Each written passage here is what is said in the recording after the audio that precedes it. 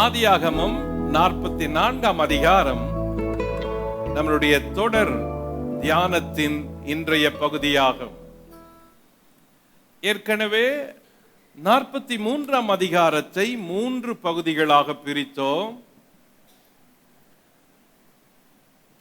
அது யூதா கொடுத்த உத்தரவாதம், யாக்கோபு கொடுத்த காணிக்கை, யோசேப்பு கொடுத்த விருந்து என்ற அந்த 3 பகுதிகளையும் அந்த 43ஆம் அதிகாரத்துக்கு உள்ளே இருக்கிற பகுதிகளாக கண்டோம். 43ஆம் அதிகாரம் பஞ்சம் அதிகமானது என்று தொடங்குகிறது. 43ஆம் அதிகாரம் முடியும் போது சந்தோஷமா இருந்தார்கள். காரணம், பந்தி இருந்தார்கள், அவர்களுக்கு விருந்து கிடைத்தது என்று முடிகிறது. இந்த 43ஆம் அதிகாரம் யோசேப்பை அவர்கள் சகோதரர்கள் சந்தித்த செய்தியை சொல்லுகின்றது. அதற்கு முன்பு யாக்கோபிடத்திலே யூதா உத்தரவாதம் கேட்டான். தகப்பனே, நாங்கள் போய் எகிப்திலே தானியம் கொள்ள வேண்டும் என்றால் எங்களோடு கூட பென்யமீனாகிய தம்பி வர வேண்டும், ஆகவே நீர் அனுப்பி வையும் என்று கேட்டான். காரணம், 1 வருஷத்துக்கு முன்பு இவர்கள் எகிப்துக்கு சென்றபோது எகிப்தின் அதிபதியான யோசேப்பு அவர்களுக்கு சொன்னான், உங்களுடைய கடைசி தம்பி இங்கே வரும் வரைக்கும் உங்களுடைய சகோதரனான சிமியோனை நீங்கள் அழைத்து கொண்டு போக முடியாது என்று. ஆகவே நீங்கள் வேவுக்காரர் அல்ல, நிஜஸ்தர் என்பதை நிரூபிப்பதற்கு உங்களுடைய தம்பி பென்யமீனை அழைத்து வாருங்கள் என்று சொன்னது யாக்கோபின் பிள்ளைகளுக்கு நினைவில் இருந்தது. ஆகவே அந்த கோரிக்கையை தங்கள் தகப்பனிடத்தில் அவர்கள் கேட்டு அது நிறைவேறும் வரைக்கும் கானானிலேயே காத்து கொண்டிருந்தார்கள். பிறகு யூதா முன் வந்து உத்தரவாதம் கொடுத்து, நான் தம்பியை அழைத்து கொண்டு போய் வருகிறேன் என்பதில் முன்னின்று அவன் உத்தரவாதியாய் இந்த காரியத்திற்கு முடிவெடுக்கும்படி தன் தகப்பனிடத்தில் வற்புறுத்தினான். தகப்பனும் அதை கேட்டார், அதற்கு ஒத்துக்கொண்டார். அதற்கு பிறகு யாக்கோபு சொன்னார், நீங்கள் எகிப்துக்கு போய் அந்த அதிபதியை பார்க்கும் பொழுது வெறுங்கையோடு போக வேண்டாம், அவனுக்கு காணிக்கை கொண்டு போங்கள் என்று உசிதமான காணிக்கைகளை கொடுத்து அனுப்பினார். 2 அத்தனையான பணத்தையும் கையில் கொடுத்து அனுப்பினார். அதற்கு பிறகு யாக்கோபு தன் பிள்ளைகளை அழைத்து அவர்களுக்கு அறிவுரைகளை சொல்லி, ஏற்கனவே கொண்டு வந்த பணத்தையும் திருப்பி கொண்டு போய் கொடுத்து விடுங்கள் என்று சொல்லி அனுப்பினார். கவனிக்க வேண்டிய பல காரியங்கள் அந்த பகுதியில் இருந்தது. பஞ்ச காலத்தில் கூட கொடுக்கிற ஒரு பழக்கம், இருதயம் அந்த விசுவாசிகளுக்கு, முற்பிதாக்களுக்கு அந்த காலத்தில் இருந்தது. அது எவ்வளவு பெரிய பாடம் நம் வாழ்க்கையில. பஞ்ச காலம் கொடியதாய் இருந்தும் உசிதமான பொருட்களை அதிபதிக்கு கொடுத்து அனுப்பினான். அதே போல நம் வாழ்க்கையில பஞ்சம் எவ்வளவு இருந்தாலும், கஷ்டங்கள் எவ்வளவு இருந்தாலும், தேவைகள் எவ்வளவு இருந்தாலும் தேவனுக்கு கொடுப்பதில் நாம் முறுமுறுக்கவோ தயக்கமோ காட்டக்கூடாது என்பதை பெரும் பாடமாக அதிலிருந்து எடுத்துக்கொண்டோம். அதற்கு பிறகு அவர்கள் எகிப்திற்கு சென்றார்கள், யோசேப்பை சந்தித்தார்கள். யோசேப்பு அவர்களை வீட்டுக்கு அழைத்தான், மதிய உணவு கொடுக்கும்படி சொன்னான். விருந்து நடந்தது. இதுதான் 43ஆம் அதிகாரத்தின் முக்கிய செய்திகளாக பார்த்தோம். ஆதியாகமம் 44ஆம் அதிகாரம் இந்த அதிகாரத்திற்கு தலைப்பிட்டால் அநித்தியமான பொருளினால் உறவுகளை உருவாக்கலாம் என்று தலைப்பிடலாம். இந்த அதிகாரத்தில் நிகழ்ச்சிகள் நடக்கிற இடம் எகிப்து. இந்த அதிகாரத்தில் வரும் முக்கிய நபர்கள் 1 யோசேப்பு, 2 யோசேப்பின் வீட்டு விசாரணைக்காரன், 3 யாக்கோபின் குமாரர், 4 யூதா, 5 பென்யமீன். இந்த 5 நபர்கள் தான் இந்த அதிகாரத்தில் முக்கிய நபர்களாக இடம் பெற்றுள்ளனர். ஆதியாகமம் 44ஆம் அதிகாரத்தை 3 பகுதிகளாக பிரிக்கலாம். பகுதி 1, யோசேப்பு வெள்ளி பாத்திரத்தால் வினை செய்தான். ஆதியாகமம் 44 1 முதல் 3.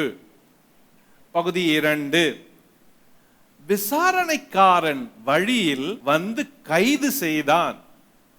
ஆதியாகமம் 44 4 முதல் 13. பகுதி 3, யூதா தகப்பனுக்காக விண்ணப்பம் செய்தான். ஆதியாகமம் 44 14 முதல் 34 வரை.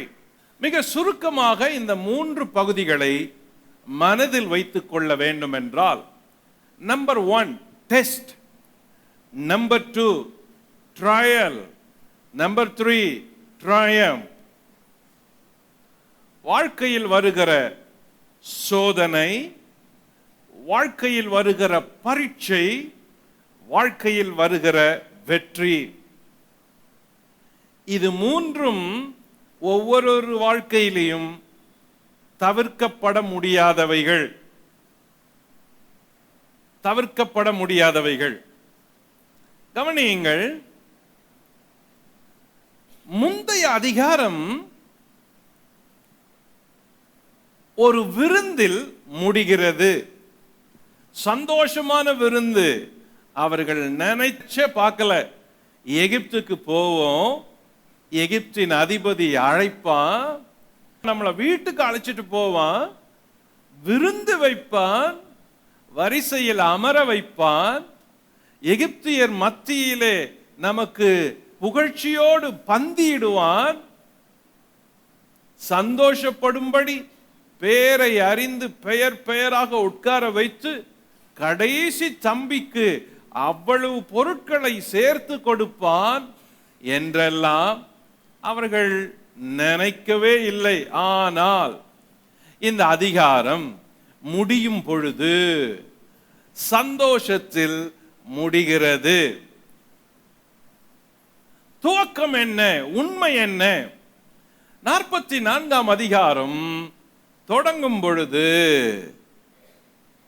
அடுத்த ஒரு பரீட்சையிலே தொடங்குகிறது, சோதனையிலே தொடங்குகிறது. இதிலிருந்து என்ன உண்மையை தெரிந்து கொள்ளலாம்? நேற்றைய சந்தோஷம் இன்றைக்கு வராது, உதவாது, அது தொடராது. எந்த ஒரு காரியங்களும் சந்தோஷமாகட்டும், விருந்தாகட்டும், சுகமாகட்டும், வெற்றியாகட்டும், உங்கள் வாழ்க்கையிலே நேற்று நீங்கள் அனுபவித்த சந்தோஷத்தையே நம்பி இன்றைக்கோ அல்லது நாளைக்கோ வாழ முடியாது என்பதுதான் இந்த அதிகாரத்தின் முன்னுரையாக உங்கள் கவனத்தை திருப்புவதற்கு, இருதயத்தில் பதிய வைக்கிறதற்கு சொல்லுகிற முதல் குறிப்பாகும்.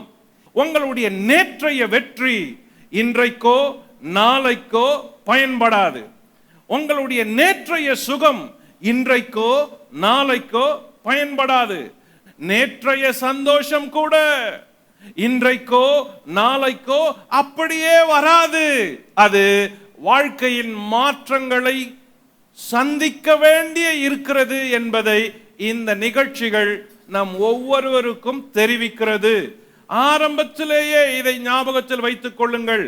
நேற்று நீங்கள் சந்தோஷமா இருந்திருக்கலாம், நன்றாய் பூரித்திருக்கலாம். நேற்று என்பது கடந்த காலம், கடந்த மாதம், கடந்த வருஷம், கடந்த காலங்களில் நடந்த சந்தோஷங்கள், விருந்துகள், வசதிகள், வாய்ப்புகள், வெற்றிகள், கடந்த காலத்தில் சேர்ந்தவைகள், கடந்த காலத்தில் இருந்தவைகள், பூரித்தவைகளை, உங்களை பூரிப்பாக்கினவைகள் நேற்றைய சம்பவங்கள், கடந்த கால சம்பவங்கள்.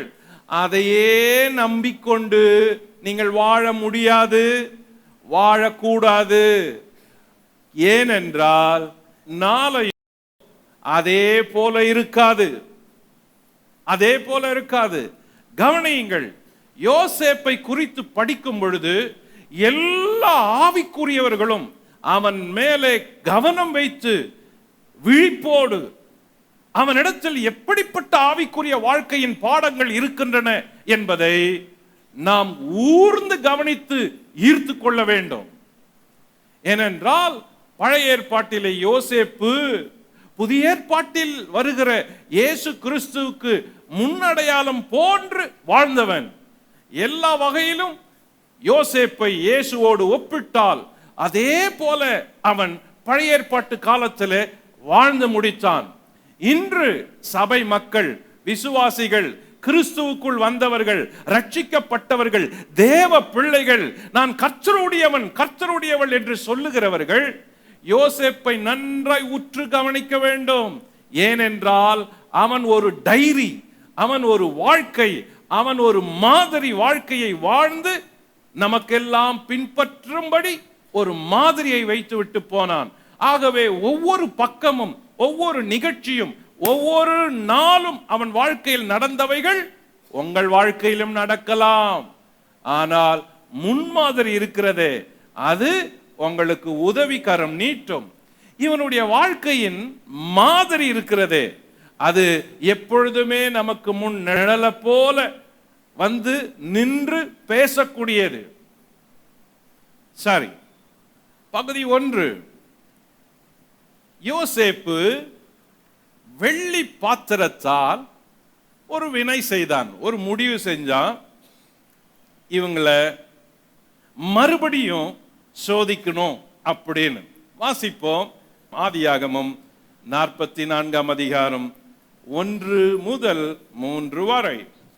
பின்பு அவன் தன் வீட்டு விசாரணைக்காரனை நோக்கி, நீ இந்த மனிதருடைய சாக்குகளை அவர்கள் ஏற்றிக்கொண்டு போகத்தக்க பாரமாய் தானியத்தினாலே நிரப்பி அவனவன் பணத்தை அவனவன் சாக்கின் வாயிலே போட்டு இளையவனுடைய சாக்கின் வாயிலே வெள்ளி பாத்திரமாகிய என் பான பாத்திரத்தையும் தானியத்துக்கு அவன் கொடுத்த பணத்தையும் போடு என்று கட்டளையிட்டான். யோசேப்பு சொன்னபடியே அவன் செய்தான். அதிகாலையிலே அந்த மனிதர்கள் தங்கள் கழுதைகளை ஓட்டிக்கொண்டு போகும்படி அனுப்பிவிடப்பட்டார்கள். யோசேப்பு அவர்களை வழி அனுப்புவதற்கு முன்பு அவன் வீட்டு விசாரணைக்காரன் இடத்துல ஒரு செய்தியை சொல்றான். இந்த அதிகாரத்துல முக்கியமான திருப்பு முனை, ஒரு பொருள், அது யோசேப்பின் வெள்ளி பான பாத்திரம். இந்த பாத்திரம்தான் இப்பொழுது ஒரு உறவை கட்டக்கூடிய ஒரு உபகரணமாய் இருக்கிறது. கவனியுங்கள், ஒரு வருஷத்துக்கு முன்னாடி யாக்கோபின் குமாரர் வந்தாங்க, விசாரிச்சான். யோசேப்பு சிமியோனை பிடிச்சி கைது பண்ணி உள்ள வச்சான். ஒரு வருஷமா சிமியோன் வீட்டு சிறையில் இருக்கிறான். இந்த ஒரு வருஷத்துல ஒரு நாள் கூட யோசேப்பு உன் தம்பி என்பதை சிமியோனுக்கு கூட யோசேப்பு வெளிப்படுத்தல. அதுல ரொம்ப கவனமா இருந்தான். இந்த இடம்தான் யோசேப்பினுடைய முழு ஆளுமைய யோசிக்க வைக்குது. யோசேப்பு வீக் பர்சன் இல்லை. அவன் ரொம்ப வீக்கான ஆளா இருந்தா இவங்களெல்லாம் அனுப்பிட்டு சிமியோனுக்கு சிறைச்சாலையில் இருக்கிறான்ல, அவன்கிட்ட போய் தனியா பேசி பார்த்து, பாரு நான் தான் உன்னுடைய தம்பி அப்படின்னு சொல்றதுக்கு ரொம்ப நேரம் ஆயிருக்காது. ஆனால் அவன் அப்படி சொன்னதாக குறிப்புகள் இல்லை, அப்படி சொல்லப்பட்டதாகவும் வேதத்துல பார்க்க முடியல. ஆனால் கூர்ந்து கவனித்தா வேதம் சொல்லுகிற நிகழ்ச்சிகளை கூர்ந்து விவரித்து கவனித்தா, யோசேப்பு இருக்கிற இடத்தில் அந்த வீட்டில் எங்கேயோ ஒரு இடத்துல சிறைச்சாலையை போல ஒரு வாழ்க்கைய சிமியோன் வாழ்றான். ஒரு வருஷமா ஒரு இடத்துல கூட யோசேப்பும் அவனும் பேசிக்கொண்டதாவோ, தன்னை யோசேப்பு அவனுக்கு வெளிப்படுத்தியதாகவோ பார்க்க முடியல. ஆனா அவனை நல்லா கவனிச்சிருக்கிறான், அன்போடு உபசரிச்சிருக்கிறான், ஆட்களை வச்சு, அப்படி தெரியுது. அது ஒரு பகுதி. சரி, இப்ப இவங்களுக்கு விருந்தெல்லாம் கொடுத்து அவங்களுக்கு வீட்டுக்கு அனுப்புறான். இப்ப இவங்க 2வது முறை வராங்க. ஒரு வருஷம் கழிச்சு யாக்கோபினிடத்துல போய் பென்யமீனை கூப்பிட்டு கொண்டு எகிப்துக்கு வராங்க. எந்த வேலையும் இல்லை, அவங்க சொன்னபடி நிரூபிச்சுட்டாங்க. ஆமா, நாங்க அன்னைக்கு சொல்லிட்டு போனோம் எங்க தம்பி அழைச்சிட்டு வரோன்னு, தம்பி கூட்டு வந்திருக்கிறோம், சிமியோனை அனுப்பிடுங்க, இப்போ இததான் எங்க தம்பி அப்படின்னு சொல்லிட்டு தானியத்தை வாங்கி கொண்டு இவங்க வீட்டுக்கு புறப்பட்டு போகணும். போயிட்டா திரும்பவும் யோசேப்புக்கும் யாக்கோபின் குமாரருக்கும் எந்த உறவோ தொடர்போ இல்லை. எல்லா கான்வர்சேஷனோ டீலிங்கோ எல்லாம் முடிஞ்சு போச்சு, முடிஞ்சிடும்.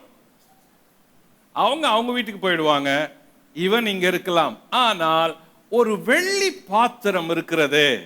இந்த வெள்ளி பாத்திரம் தான் உறவுகளை இப்பொழுது தக்க வைக்கிறது, உறவுகளை உருவாக்குகிறது, உறவுகளை மீண்டும் சேர்க்கிறது. இதைதான் யோசேப்பு மிக அழகாக, நுணுக்கமாக, ஞானமாக காரியத்தை கையாளுகிறான். அவனிடத்தில் நெருங்கி நின்று அவன் செய்கிற காரியங்களை பார்த்தால் ஆச்சரியமா இருக்கிறது. யோசேப்பு இளம் வயதிலேயே ஞானம் உள்ளவன், சுத்தம் உள்ளவன், அறிவுள்ளவன், ஞான திருஷ்டிக்காரன் என்று 2-3 இடங்களிலே அவனையே திருப்பி திருப்பி அவனை குறித்து வாசிக்கிறோம். ஆக அவனுக்கு தெய்வீக அறிவு இருந்தாலும் காரியத்தை கையாளும் போது எவ்வளவு நிதானமாக, நுணுக்கமாக, வரிசையாக, கிரமமாக, ஒழுங்காக, பதட்டம் இல்லாமல் காரியத்தை போட்டு உடைத்து விடாதபடி நுணுக்கமாக கையாளுகிறான். இப்பொழுது தானியத்தை வாங்கி கொண்டு அவர்கள் ஊருக்கு போக வேண்டும். ஆனால் அவர்கள் போக முடியாதபடிக்கு அவர்கள் சாக்குகளிலே ஒரு வெள்ளி பாத்திரத்தை உள்ளே வைக்கிறான். இதுதான் இந்த முதல் பகுதியிலே சொல்லப்பட்டது. என்ன செய்தான்? சாக்குகளில் தானியத்தை போட்டான். அதான் முதல்ல நடக்குது. கவனிப்போம். 44. பின்பு அவன் தன் வீட்டு விசாரணைக்காரனை நோக்கி, நீ இந்த மனிதருடைய சாக்குகளில் அவர்களுக்கு ஏற்றிக்கொண்டு போகத்தக்க பாரமாய் தானியத்தினாலே நிரப்பி தானியத்தை போட்டான். நம்பர் 2, அவர்கள் சாக்குகளில் பணத்தை போட்டான். கவனிங்க, நிரப்பி அவனவன் பணத்தை அவனவன் சாக்கில் வாயிலே போட்டு பணத்தையும் போட்டான். நம்பர் 3, சாக்குகளில் பாத்திரத்தை போட்டான். இளையவனுடைய சாக்கின் வாயிலே வெள்ளி பாத்திரமாகிய என் பான பாத்திரத்தையும் தானியத்துக்கு அவன் கொடுத்த பணத்தையும் போடு என்று கட்டளையிட்டான். யோசேப்பு சொன்னபடியே அவன் செய்தான். அதிகாலையில் அந்த மனிதர்கள் தங்கள் கழுதைகளை ஓட்டி கொண்டு போகும்படி அனுப்பிவிடப்பட்டார்கள். இந்த பகுதியில 3 குறிப்பு கவனிங்க. சாக்குகளில தானியத்தை போட்டான், சாக்குகளில பணத்தை போட்டான், சாக்குல பாத்திரத்தை போட்டான். இது 3மே பொருள். தானியம் ஒரு பொருள், பணம் ஒரு பொருள், பாத்திரம் ஒரு பொருள். இதில் இருந்து என்ன தெரிகிறதுன்னா, இவங்க இந்த பொருளை வாங்கிட்டு வீட்டுக்கு போயிருக்கலாம், ஆனா போக முடியல. ஏன் அப்படின்னா, இந்த பொருள்ல ஒரு பொருள் அவங்க உறவை தொடரும்படி செய்து, அது வெள்ளி பாத்திரம். இந்த சாப்டர்ல மனுஷர்களை குறித்து படிக்கலாம், ஆனால் என்னுடைய கவனத்தை திருப்பியது வெள்ளி பாத்திரம், வெள்ளிப்பான பாத்திரம். அவன் குடிக்கிற வெள்ளி பாத்திரம் தான். ஏன்னா அது சாக்குல இருந்ததுனால திரும்பவும் அவங்க வர வேண்டியதாயிற்று யோசேப்பை பார்க்க. ஒரே ஒரு பாத்திரம் அவங்கள திரும்பவும் இணைச்சது. ஒரே ஒரு பொருள் அந்த உறவை திரும்பவும் இணைச்சது. ஒரே ஒரு வெள்ளி பாத்திரம் முழு குடும்பத்தையும் திரும்பவும் இணைச்சது. தேவன் தம்மோட இணைக்கும்படி, நம்ம தம்மோடு இணைத்துக் கொள்ளும்படி எதையாகிலும் எப்பொழுதாகிலும் பயன்படுத்தி கொண்டே இருக்கிறார். நம்ம அவரை விட்டு போயிடக்கூடாது அப்படின்றதுல தேவன் கவனமா இருந்து தம்மோடு நம்மளை இணைக்கும்படி எப்படி ஆகிலும் எதையாகிலும் பயன்படுத்தி கொண்டே இருக்கிறார். எல்லா நாளும் எல்லாருடைய வாழ்க்கையிலும். இத பார்க்கிறதுக்கு கண்கள் வேணும், புரிந்து கொள்றதுக்கு அறிவு வேணும், உணர்றதுக்கு ஞானம் வேணும். திடீர்னு ஒரு முட்செடி எரியுது மோசேக்கு. எவ்வளவு நாள் அதே ஊர்ல இருந்தான், அதே வனாந்தரத்தில் இருந்தான், அதே ஆடுகளை மேய்ச்சான், 40 வருஷமா இருந்தான். ஆனால் அன்னைக்கு எரிந்த முட்செடி இருக்குதே, அது எரியுது, ஆனால் தீயவே இல்லை. தேவன் அதை பயன்படுத்துறாரு. இவனை வா, எனக்காக வா, எனக்காக வா அப்படின்னு சொல்ல பாருங்க. மோசே வேண்டாம் வேண்டாம் வேண்டாம்னு சொன்னாலும் நீதான் வேணும்னு தனக்காக அவர் ஒரு சாதாரண முட்செடிய எரிய வச்சு பயன்படுத்துறாரு. ஒரு கழுத வேண்டாண்டா, போகாதரா போகாதரா அப்படின்னு சொன்னாலும் ஒரு கழுத இருக்குதே, அந்த கழுதைக்கு தெரியுது வலது புறமும் இடது புறமும் அது திணறுது, அவன் அடிக்கிறான். அந்த கழுத பேசுது. பாலாக்கும் பீலேயாமுக்கும் நடந்த உரையாடல 2 பேருமே புரிந்து கொள்ளாத இருக்கும் பொழுது ஒரு கழுதையை வைத்து தேவன் பேசுறாரு. வேணாடா, நீ போய் தான் ஆகணும், நினிவேக்கு போ, நினிவேக்கு போ, நினிவேக்கு போன்னு சொன்னா நான் போக மாட்டேன், வேற வழியில தான் போவேன் அப்படின்னு அவன் பணம் கொடுத்து டிக்கெட் வாங்கி அவன் வேற கப்பலுக்கு ஏறி அடித்தட்டுல போய் படுத்து நித்திரை செய்தால் கூட தேவன் சும்மா இல்ல. ஒரு காற்று அனுப்புறாரு, கொந்தளிக்குது, கடைசியில ஒரு மீன் வருது, அவனை விழுங்குது. நீ எனக்கு வேணும், உன்னை விட மாட்டேன் அப்படின்னு தேவன் மனதில் வைத்துட்டா எதையாகிலும் பயன்படுத்தி பயன்படுத்தி பயன்படுத்தி பயன்படுத்தி அந்த உறவை தம்மோடவே தக்க வைத்துக் கொள்ளுகிற ஒரு ஆண்டவர் தான் உன்னுடைய ஆண்டவர். வேற எதுக்குமே அவர் முக்கியத்துவம் கொடுக்கிறது இல்ல. நீ வேணும் அவருக்கு அப்படின்னா உன்னை தக்க வைத்துக் கொள்வதற்கு எதையாகிலும் செய்வார். கவனியுங்கள், பஞ்சம் வந்தது, கானானில் பஞ்சம் வந்தது. அந்த பஞ்சத்தில் இந்த குடும்பத்தை போஷிப்பதற்காகவே தேவன் ஒருவனை எகிப்திற்கு அனுப்பி இந்த குடும்பத்தை தக்க வைத்துக் கொண்டு காப்பாற்ற வேண்டும் என்ற எண்ணம் தேவனுக்கு இருந்ததால் முதலிலே எல்லா ஏற்பாடுகளையும் செய்தார். பஞ்சத்தை அனுப்பினார். பள்ளம், அவனை தூக்கி குழியில போட்டாங்க. அந்த குழியில அவன் சாகல, உயிருக்கு போராடி கத்துறான், நான் வாழணும், தூக்கி விடுங்க அண்ணா அப்படின்னு கத்துறான். ஆனால் அந்த நேரத்தில் அவனை மீட்பதற்கு எங்கேயோ வழியில போற ஒரு வியாபாரிகளை தேவன் பயன்படுத்தி அவனை தூக்கி அவனிடத்தில் அவர்கள் அவனை விற்ற போது அவர்கள் அவனை வாங்கி கொண்டு வேறொருவனுக்கு விற்று போட்டார்களே. அவன் ஆண்டவருக்கு வேண்டும் என்று தேவனுக்கு தெரியும். ஆகவே தேவன் சிலரை பயன்படுத்துகிறார். அதே போலதான் இங்கே பாத்திரத்தை பயன்படுத்துகிறான் யோசேப்பு. இந்த பாத்திரம் யார் சாக்கிலே போட வேண்டும் என்பதை சொல்லுகிறான்.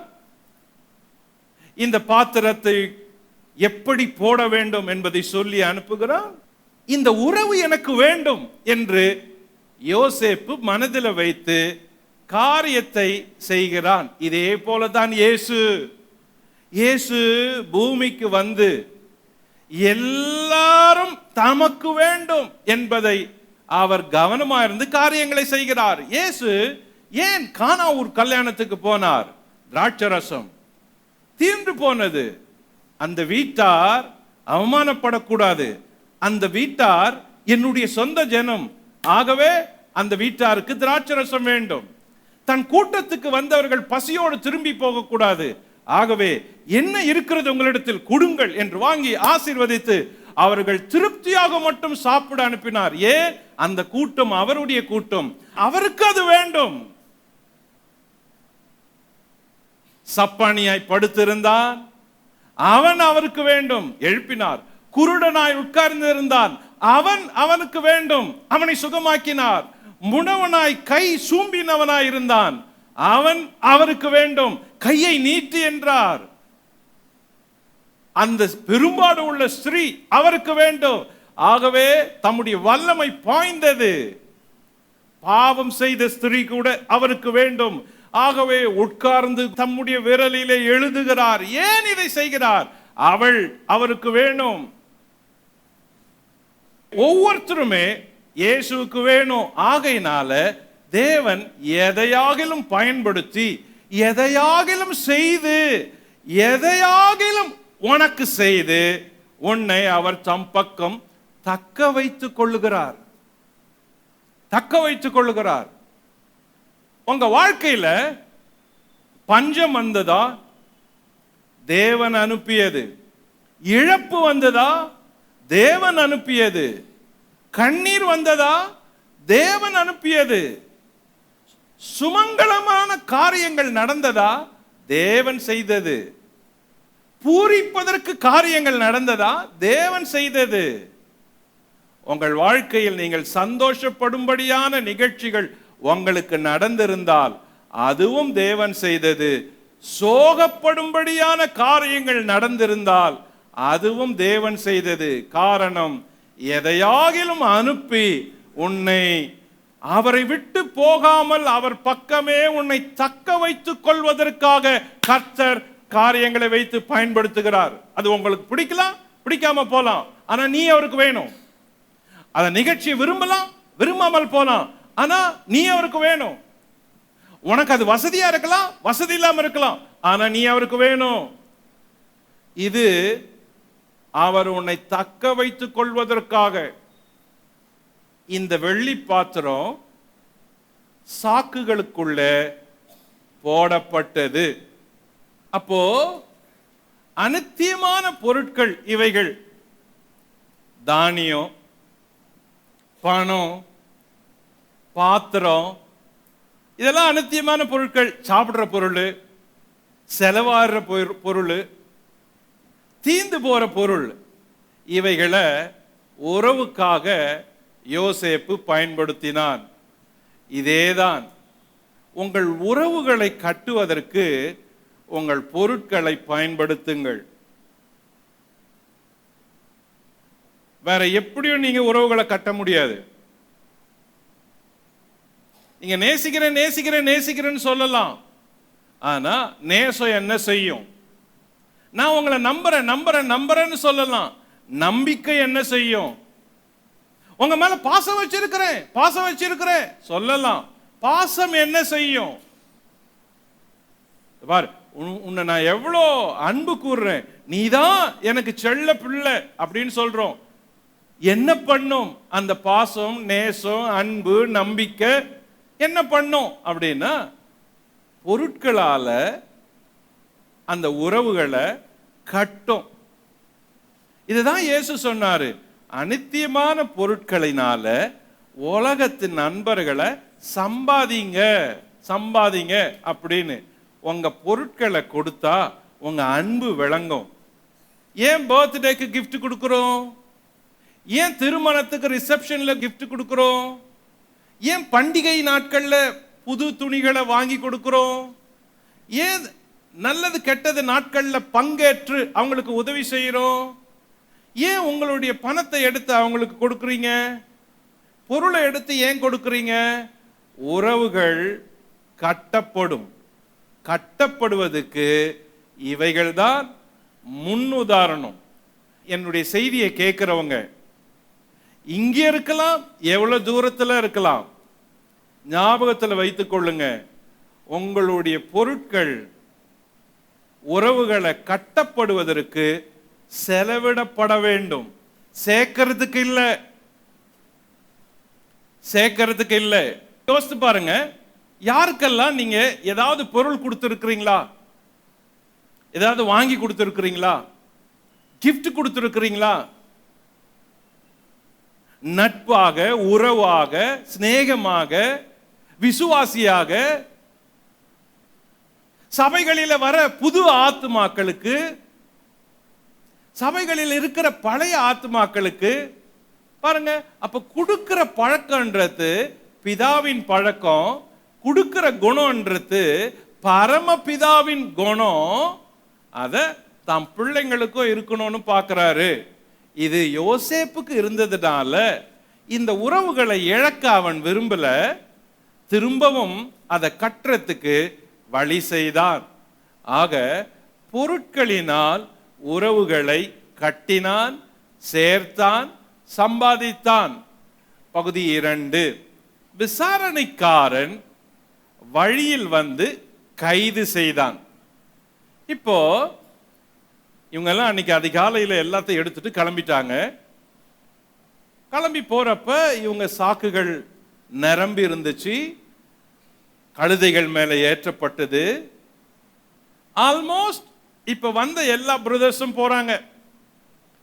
இங்க இருக்கிறான், சிமியோன் இருக்கிறான், எல்லாரும் ஒன்னு ஆயிட்டாங்க.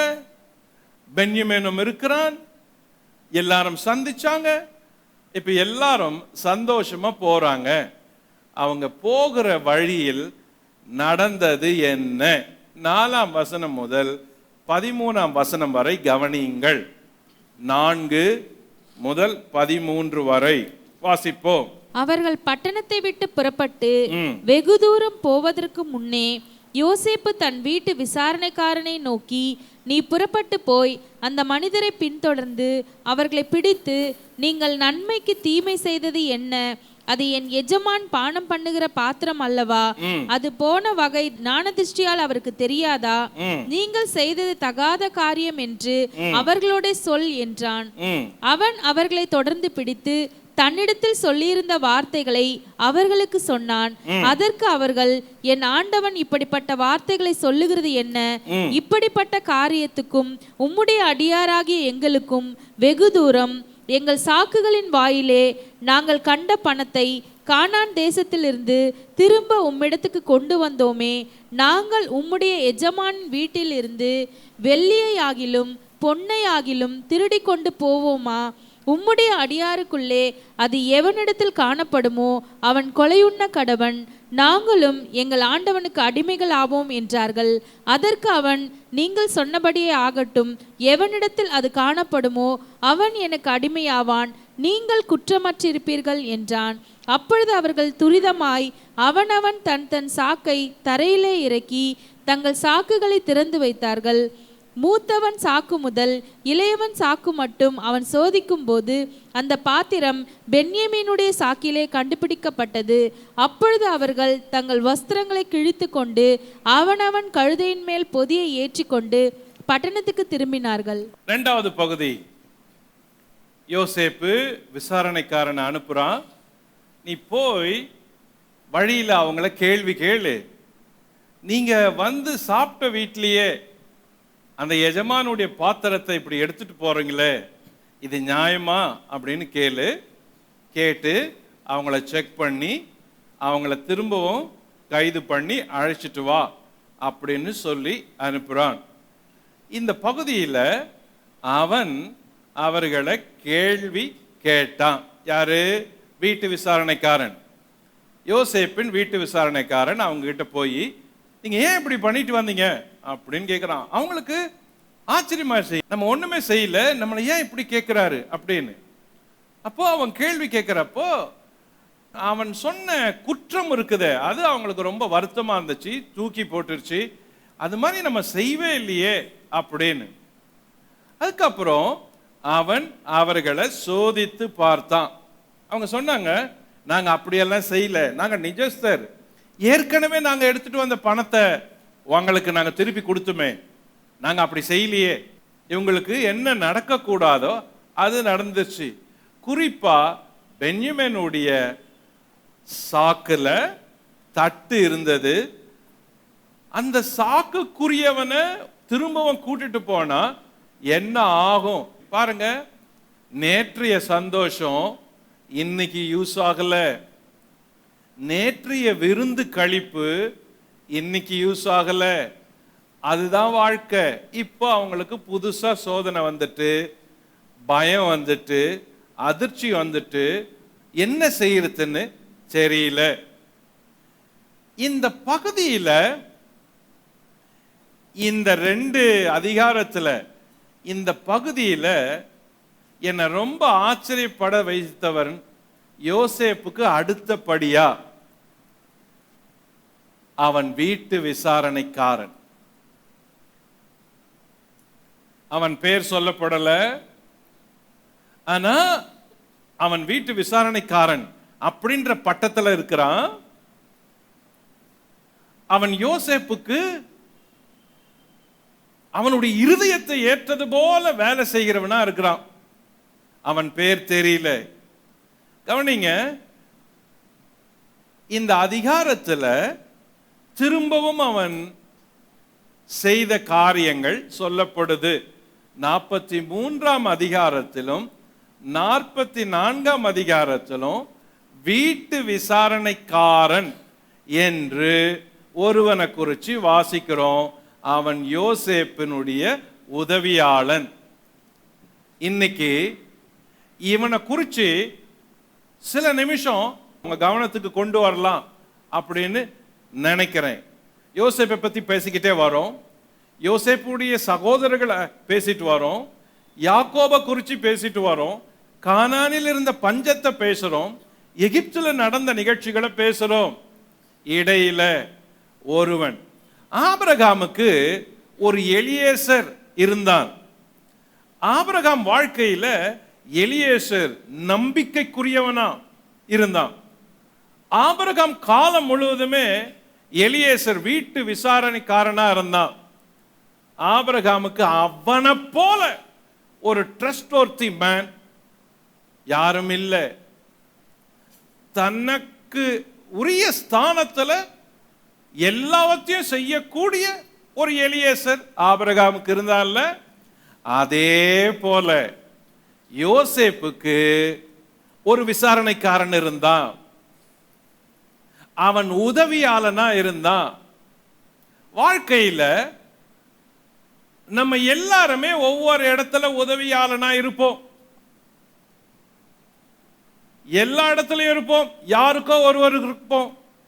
அது உங்க வியாபாரத்தில் இருக்கலாம், உங்க ஆபீஸ்ல இருக்கலாம், உங்க ஸ்கூல் காலேஜில் இருக்கலாம், உங்க தொழில இருக்கலாம், உங்க சபையில இருக்கலாம், ஊழியத்தில் இருக்கலாம், குடும்பத்தில் இருக்கலாம். எல்லாருமே எங்கேயாவது ஒரு இடத்துல உதவி செய்யறதுக்கு வந்திருப்போம், போயிருப்போம், செஞ்சிருப்போம், உதவியாளனா இருப்போம். லிசன், ஒரு உதவியாளன் என்பவன் எப்படி இருக்க வேண்டும் என்பதை இந்த அதிகாரத்துல ஒரு உதவியாளன் நமக்கு பாடம் சொல்லி கொடுக்கிறான். அவன் பேர் யோசேப்பின் வீட்டு விசாரணைக்காரன். Number 1, good organiser. வாசிப்போம் ஆதியாகமம் 43:16-17. பென்யமீன் அவர்களோட கூட வந்திருக்கிறதை யோசேப்பு கண்டு தன் வீட்டு விசாரணைக்காரனை நோக்கி, அண்டர்லைன், தன் வீட்டு விசாரணைக்காரன். அண்டர்லைன். இங்கதான் இவனை குறிச்சு வாசிக்கிறோம் முதல் முறையா. அவங்க வீட்டில் இருக்கிறான், இவனை யோசேப்பு அவன் வீட்டில் வச்சிருக்கிறான். ஓகே, இவங்க எல்லாம் வந்துட்டாங்க அப்படின்னு கண்டு வீட்டு விசாரணைக்காரன என்ன சொல்றான்? நீ இந்த மனிதரை வீட்டுக்கு அழைத்து போய் சாப்பாட்டுக்கு வேண்டியவைகளை அடித்து ஆயத்தம் பண்ணு, மத்தியானத்திலே இந்த மனிதர் என்னோட சாப்பிடுவார்கள் என்றான்.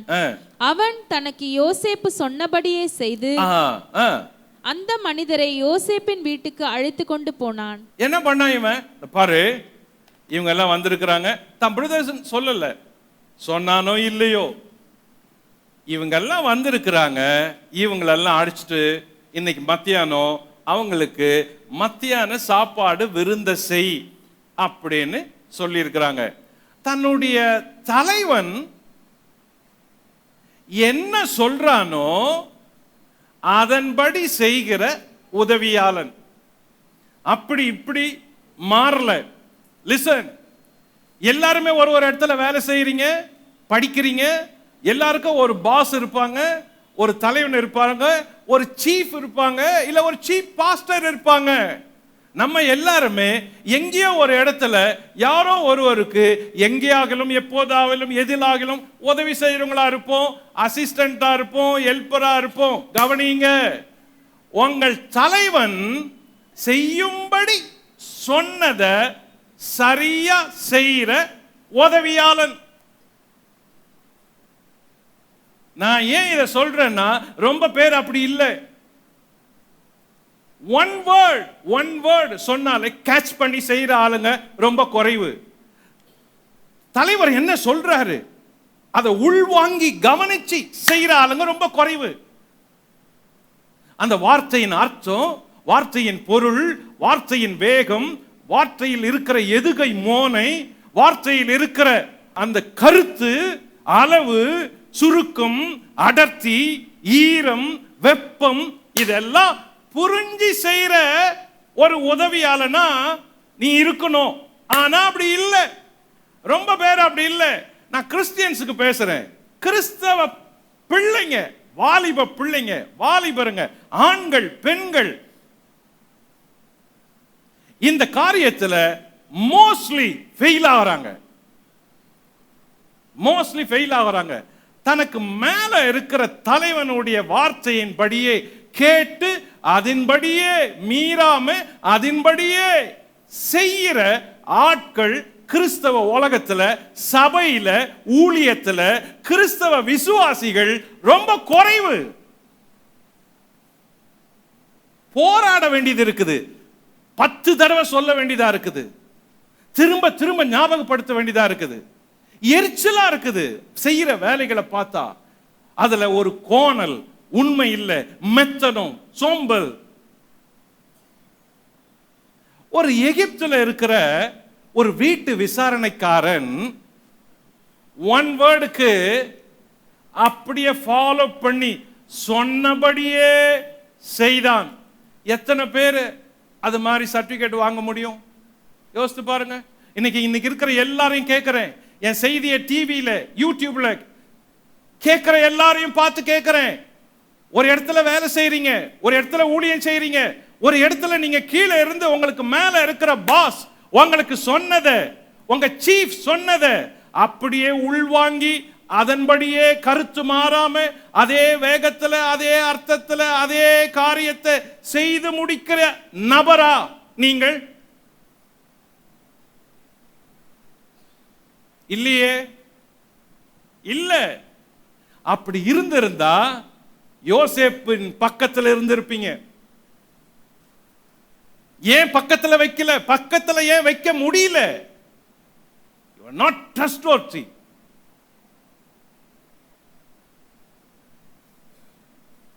இல்ல, அப்படி இல்ல.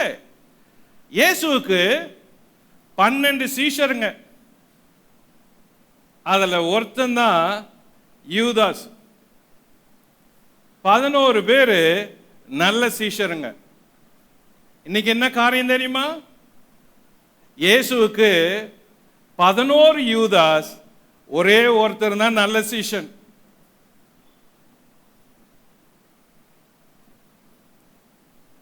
அந்த வீட்டு விசாரணைக்காரன் ஒரு சாப்பாட்டு காரியத்தை என்ன பர்ஃபெக்ட்டா செஞ்சு முடிச்சான் பாத்தீங்களா? தன் எஜமான் என்ன சொன்னாரு, எப்படி சொன்னாரு, ஏது சொன்னாரு, எல்லாத்தையும் உள்வாங்குறான். Right hand, assistant, helper, help பண்றான், ட்ரஸ்ட்வர்த்தி. ஒரு வேர்ட் சொன்னான், அப்படியே தன் யோசேப்பு எஜமான் சொன்னதை அப்படியே செய்து முடித்தான். இந்த மாதிரி நீங்க இருந்தீங்கன்னா நீங்க இன்னும் உயர்வான இடத்துல இருப்பீங்க. உயர்வான இடங்களில நீங்க அருகில் இருப்பீங்க. பெரிய பெரிய ஸ்தானாபதிகளின் பக்கத்துல நம்பிக்கைக்குரியவங்களா இருப்பீங்க. நெகேமியா யார்? பானபாத்திரக்காரன். யாருக்கு? ராஜாவுக்கு. ராஜா அவன் கையில பாத்திரத்தை வாங்கி குடிக்கிற அளவுக்கு நம்பிக்கைக்குரியவனா இருந்தான். ஒரு நாள் அவன் முகம் சோகமா இருந்துச்சு. ராஜா கேட்டாரு, ஏன் இன்னைக்கு சோகமா இருக்கிறேன்னு. அந்த அளவுக்கு நம்பிக்கைக்குரியவன். நீங்க எங்கேயாவது வேலை செய்யறவங்களா இருந்தா, யாருக்காவது கீழே இருந்தீங்கன்னா, உங்க மேல இருக்கிறவங்களுக்கு நீங்கள் இப்படிதான் உங்கள் எஜமான் சொல்ற காரியத்துல ஒரு இழை கூட நம்பிக்கையை இழக்காம, வலது இடது புறம் மதியீனமா இல்லாம, சோரமா இல்லாம, சோகமா இல்லாம, தவறு செய்யாம காரியங்களை செய்து முடிக்கிற காரிய சித்தி உள்ளவன். தாவீதுக்கு பேரு அவன் காரிய சித்தி உள்ளவன். போனா வேலையை முடிப்பான், சொன்னா வேலையை செய்வான். அவன் போனா ஃபெயிலரே கிடையாது, செய்யாத திரும்ப மாட்டான். அப்படிப்பட்டவங்க ரொம்ப வேணும் கிறிஸ்தவ உலகத்துல, ஊழியத்துல. அப்படிப்பட்டவங்க வேணும். ஊழியத்துல அப்படிப்பட்டவங்க ரொம்ப குறைவு. அதனாலதான் ஊழியம் வளரல, சபைகள் வளரல. ஏன் சபைகள் வளரல? சபைகள்ல இருக்கிறவங்க எல்லாம் காரிய சித்தி உள்ளவங்களா சபைக்கு உழைக்கல, இயேசுவுக்கு உழைக்கல. விசுவாசிகள் அப்படி இல்ல. எல்லாம் சுயநலமா, நாம நம்ம வீடு, நம்ம வேலை, நம்ம தொழில், நம்ம பணம், அப்படிதான் பாக்குறோம். கொஞ்சம் ஊழியம் தெரிஞ்சுட்டா நம்ம ஊழியம் அப்படின்னு வந்துடுறோம். இல்லையே, உங்களுக்கு மேல இருக்கிறவங்கள யாரா இருந்தாலும், நீங்க உலகத்துக்கு வேலை செஞ்சாலும், அது அரசாங்க அலுவலகமா இருந்தாலும், நீங்க ஊழியத்துக்கு வேலை செஞ்சாலும், அது ஊழியமா இருந்தாலும், நீங்க உங்க இடத்துல உங்களை நிரூபிக்கணும். Perfect, perfect man, best organiser, அப்படி நிரூபிக்கணும். Number 2, good comforter. இந்த ஆள் வீட்டு விசாரணைக்காரன். கவனிங்க, ஆதியாகமம் 43:23 வாசிப்போம். ஒரு வசனம் மேல போய் வாசிங்க. மேலும் தானியம் கொள்ளும்படி வேறே பணமும் எங்கள் கையில் கொண்டு வந்திருக்கிறோம்.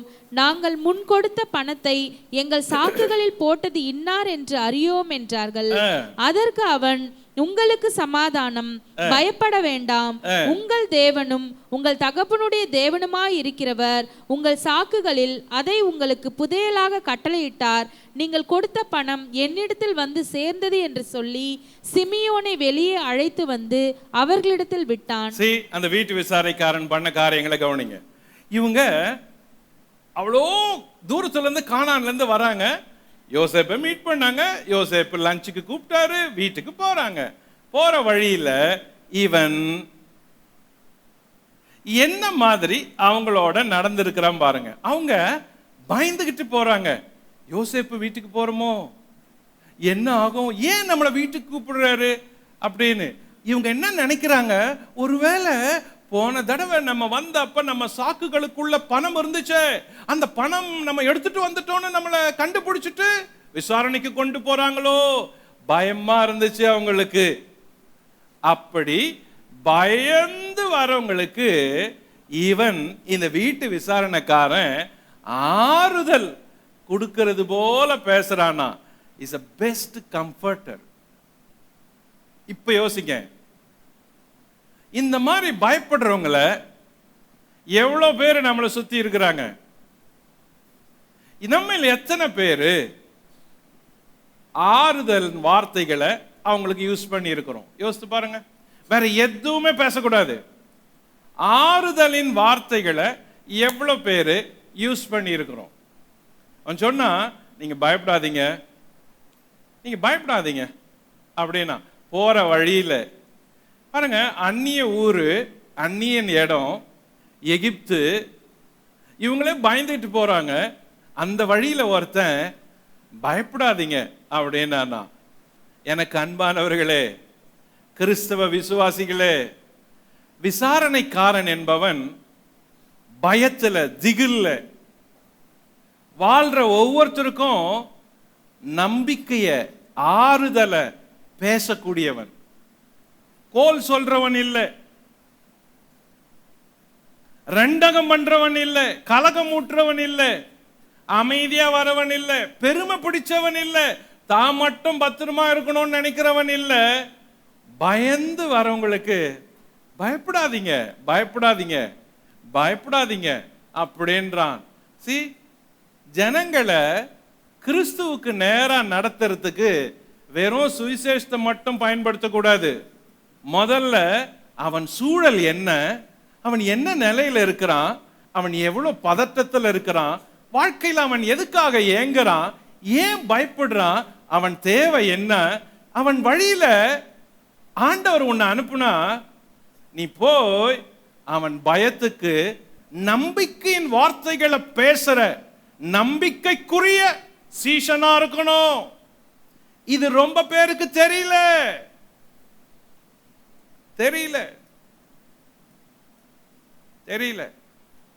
ஹாஸ்பிட்டலுக்கு போய் பாருங்க, ஜனங்க அப்படியே பயந்துட்டு இருப்பாங்க, உயிருக்கு போராடிட்டு. ஐயோ டாக்டர் என்ன சொல்லுவாரோ, ஐயோ உயிர் போயிடுமோ, ஐயோ எப்ப கூப்பிடுவாங்களோ. அப்படிப்பட்ட இடத்துல போய் நம்பிக்கையின் வார்த்தையை பேசுங்க. பயப்படாதீங்க, இயேசு ஒருத்தர் இருக்கிறாரு, உதவி செய்வாரு, பயப்படாதீங்க, தைரியமா இருங்க, உங்களுக்காக ஜெபிக்கிறோம், பயப்படாதீங்க, உங்க ஆள் உயிரோட வருவாரு, சுகம் ஆவாரு, பயப்படாதீங்க. இப்படிப்பட்ட வார்த்தைகள் உலகத்துல யாரும் சொல்ல முடியாது. பயப்படுறவங்களுக்கு இயேசுவின் பிள்ளைகளும் இயேசுவின் சீடர்களும் மட்டும்தான் இந்த வார்த்தையை சொல்லக்கூடிய தைரியம் படைத்தவர்கள். அதை சொல்லணும். Number 3, good devotee. மூணாவது அந்த விசாரணைக்காரனை குறித்து கவனிங்க. 43:23. அதற்கு அவன், உங்களுக்கு சமாதானம், பயப்பட வேண்டாம், உங்கள் தேவனும் உங்கள் தகப்பனுடைய தேவனுமாய் இருக்கிறவர் உங்கள் சாக்குகளில் அதை உங்களுக்கு புதையலாக கட்டளையிட்டார். பாருங்க, அவங்க இருதயத்துல அவ்வளோ சோகம். இப்போ அவன் பேசுறான், பயப்படாதீங்க, உங்களுக்கு சமாதானம், உங்கள் தேவனும் உங்கள் தகப்பனுடைய தேவனும் உங்களுக்கு உதவி செஞ்சாரு, புதையல கட்டளையிட்டாரு அப்படின்றான். இவன் யாரோ ஒருத்தன், ஆனா அவங்களுக்கு எப்படி விசுவாசத்தை கூட்டுறவனா இருக்கிறான் பாருங்களேன்.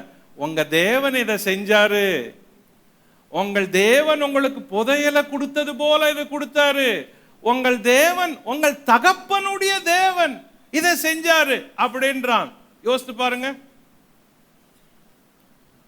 விசுவாசிகள் இப்படிப்பட்ட விசுவாச வார்த்தைகளை, தேவனை மகிமைப்படுத்துற வார்த்தைகளை யூஸ் பண்ணணும். இவன் தான் பக்தன், இவன் தான் பக்தன். அப்போ இந்த வீட்டு விசாரணைக்காரன் பேரே தெரியாதவன் என்ன அழகான வார்த்தைகளை யூஸ் பண்ணி இருக்கிறான் பாருங்க. உங்கள் தேவன் செஞ்சாரு, உங்கள் தகப்பனுடைய தேவன் செஞ்சாருன்னு. அப்ப இதுல இருந்து என்ன தெரியுது, யாரா இருந்தாலும் ஒருத்தருக்கு நன்மை செய்யறது தேவன், அவங்கள தேவன் பக்கம் திருப்புறதுக்கு அந்த வார்த்தைகளை கவனத்துல கொண்டு வர வேண்டியதா இருக்குது. எல்லாமே எனக்கு அவன் சொன்னது ஆச்சரியமா இருக்குது. ஒரு வீட்டு விசாரணைக்காரன் யோசேப்போடு இருக்கிறான், யோசேப்ப மாதிரி தேவனை நம்புறான், அந்த ஜனங்களை தேவன் மேல நம்பிக்கை வைக்கிறவனா திருப்புறான்.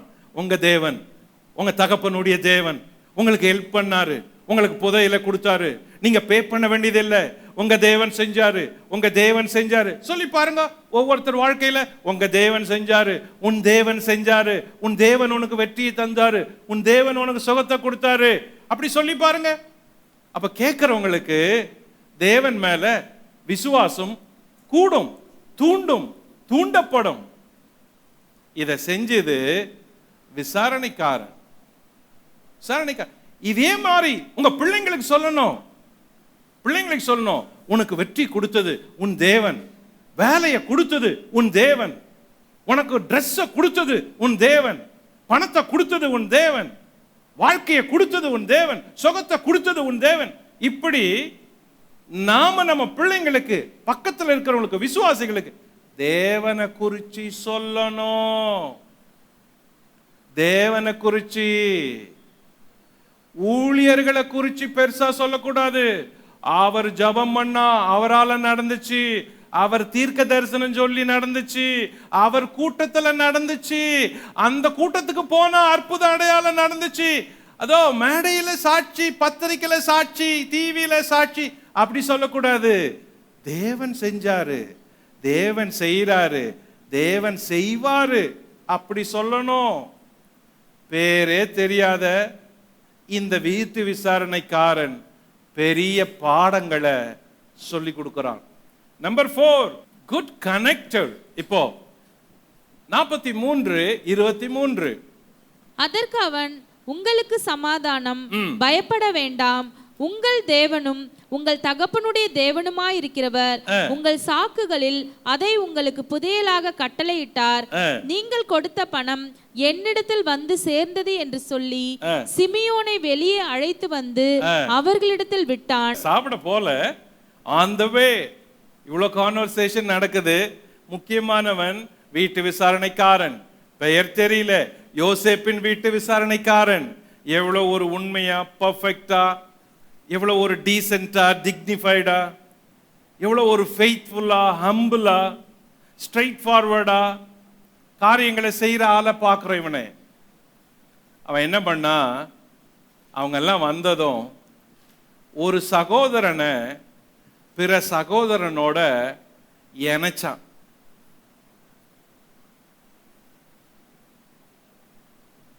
பிரிச்சான் இல்லை, இணைச்சான். இந்த இடம் விசுவாசிகளாகிய நமக்கு ஒரு ஆவிக்குரிய பாடமா வேற அர்த்தத்துல யோசிங்க. சிறப்பட்டு கிடக்கிற ஒரு சகோதரனை அழைச்சிட்டு வந்து விடுதலையா இருக்கிற நிக்கிற ஒரு சகோதரர்களோட இணைச்சானாம். சகோதரர்களை இணைச்சத இவன் செஞ்சான். இவன் ஒரு குட் கனெக்டர். விசுவாசிகள் கனெக்டரா இருக்கணும், எல்லாரையும் இணைக்கிறவங்களா அந்த மாதிரி இருக்கணும். கிறிஸ்தவங்க பிரிஞ்சு பிரிஞ்சு பிரிஞ்சு கிடக்கிறோம், எல்லா வகையிலும் பிரிஞ்சு கிடைக்கிறோம். நாடும் பிரிஞ்சு கிடக்குது, அரசாங்கங்கள் பிரிஞ்சு கிடக்குது, ஆட்சிகள் பிரிஞ்சு கிடக்குது, எல்லாமே பிரிஞ்சு கிடக்குது. அவங்களும் ஜனத்தை பிரிச்சு பிரிச்சு பிரிச்சு ஆள்றாங்க. சபைகளுக்குள்ளும் பிரிச்சு பிரிச்சு பிரிச்சு பிரிச்சு பிரிச்சு பிரிவுகளா இருக்குது. ஆனா ஒரு நல்ல விசுவாசி, ஒரு நல்ல விசாரணைக்காரன், ஒரு பயனுள்ள பாத்திரம், நம்பிக்கைக்குரியவன், ஒரு உதவியாளன், ஒரு சீஷன், சீஷி யார் தெரியுமா? கனெக்டர். கனெக்ட் பண்றவன், ஆட்களோட கனெக்ட் பண்றவன், பிரிக்கிறவன் இல்ல, உடைக்கிறவன் இல்ல, கனெக்ட் பண்றவன். அத எப்பவுமே கவனம் கொண்டு செய்யணும். நான் ரொம்ப பார்த்தது இல்ல, கிறிஸ்தவங்க எப்பவுமே பிரியறதுல கவனமாவே இருக்கிறாங்க, உடைக்கிறதுல கவனமா இருக்கிறாங்க. பிரிஞ்சு போறத சாதாரணமா செய்யறோம், ஆனா சேர்க்கறதுல வைராக்கியமா செய்யல, வைராக்கியமா செய்யல. அப்போ கனெக்ட் பண்ணுங்க, பீப்புளை கனெக்ட் பண்ணுங்க. விசுவாசிகளை அவிசுவாசிகளை பார்த்தீங்கன்னா அவிசுவாசிகளை விசுவாசிகளோட கனெக்ட் பண்ணுங்க. பழைய ஆத்துமாக்களோட புதிய ஆத்துமாக்களை கனெக்ட் பண்ணுங்க. பாவம் செய்யறவங்களா இருந்தா, சிறைப்பட்டவங்களா இருந்தா அவங்களுக்கு ஒரு நல்ல இடத்துல கொண்டு வந்து ஆலோசனையை சொல்லி ஜெபம் பண்ணி சபையோட கனெக்ட் பண்ணுங்க. இந்த கனெக்டர்ஸ் ரொம்ப தேவை, ரொம்ப தேவை. அப்படி இல்லை, இந்த விசாரணைக்காரன் வந்தா பேசுறப்போ மனசு குளிர்ந்து அவன் பேசினது சமாதானம்னா, பயப்படாதீங்கன்னா, உங்க தேவன் உதவி செஞ்சாருன்னா. இப்போ தோ உங்க பிரதர் 1 வருஷத்துக்கு முன்னாடி விட்டு போனீங்க, தோ உங்க பிரதர் லாக்ல இருந்தாரு, இருந்தாங்க, திறந்து வந்து விட்டேன். உங்க பிரதர் சகோதரர்களோட அந்த சகோதரனை சேர்த்து வச்சான். இப்படிதான் சபை செய்யணும், விசுவாசிகள் செய்யணும். அவர்கள் எல்லாம் ஒருமித்து எல்லாத்தையும் அனுபவித்தாங்க அப்படின்னு ஆதி சபை சொல்லுது. எல்லாரும் ஒரே இருதயம் உள்ளவங்களா இருந்தாங்க, யாரும் பிரிஞ்சு போல, எல்லாருக்கும் ஒரே இடம், ஒரே இருதயம், ஒரே சாப்பாடு, ஒரே ஊழியம், ஒரே தரிசனம், ஒரே இயேசு, ஒரே செய்தி, ஒரே ஒரு தரிசனம் தான், வாழ்க்கையில இயேசு தான். கனெக்டட். உங்களை எப்பவுமே அப்படி நினைங்க, நான் உடைக்கிறவன் இல்லை, I'm not a breaker, I'm a connected.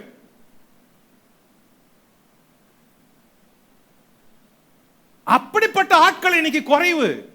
சபைகளில, ஊழியங்களில, ஸ்தாபனங்களில குறைவு. விசாரணைக்காரன், கனெக்டர் எப்படி இருக்கும்? அவனை எட்டு வந்து விட்டதும் அப்படியே சந்தோஷமா இருந்திருக்கும். ஹேய் ஹேய் சிமியோன், எப்படி இருந்த? அந்த சந்தோஷத்தை பாருங்க. ஒரு கனெக்டர் சந்தோஷத்தை கொண்டு வருவன், ஐக்கியத்தை கொண்டு வருவன். கனெக்டர் உறவுகளை கட்டுறவன், உறவுகளை கொண்டு வருவன். பிரிஞ்சு போனவங்களை சேர்க்கிறவன், பிரிஞ்சு போனவங்களை உடைக்கிறவன் இல்ல, சேர்க்கிறவன். Number 5, good helper. இந்த வீட்டு விசாரணைக்கார நல்ல உதவி செய்யறான். வாசிப்போம் 43:24. மேலும் அந்த மனிதன் அவர்களை யோசேப்பின் வீட்டுக்குள்ளே கூட்டிக் கொண்டு போய் அவர்கள் தங்கள் கால்களை கழுவும்படி தண்ணீர் கொடுத்து அவர்களுடைய கழுதைகளுக்கு தீவனம் போட்டான். அவன் செஞ்ச காரியம், எனக்கு அவன் செஞ்ச காரியத்தை நான் இன்னைக்கு ரொம்ப யோசித்தேன். அவன் என்ன பண்ணான்? இப்போ வீட்டுக்கு கொண்டு போனா, அவங்கள உள்ள விட்டு உட்கார வச்சான், அமர்ந்தாங்க. ஓகே, தேங்க்யூ, நீங்க எங்கேயே இருங்க அப்படின்னு சொல்லிட்டு போயிடல. அவங்களுக்கு கால்களை கழுவ தண்ணி கொடுத்தானா.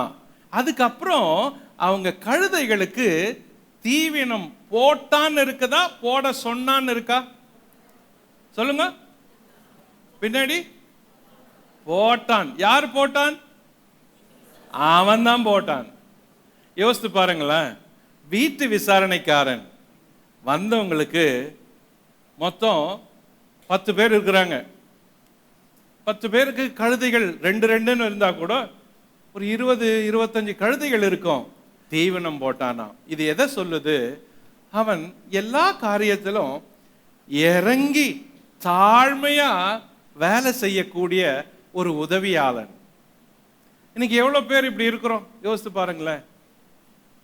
அவன் இடத்துல நான் என்ன வச்சு யோசிக்கிறேன், நான் மற்றவங்களோட கம்பேர் பண்றப்ப அந்த இடத்துல இவன் சூப்பர்வைசர் மாதிரி பெரிய ஆளு. இந்த சகோதரர்களுக்கு முன்னாலே இவன் எவ்வளவு பெரிய ஆளு. அவங்க பஞ்சத்துல தானியம் வாங்க வந்தானுங்க.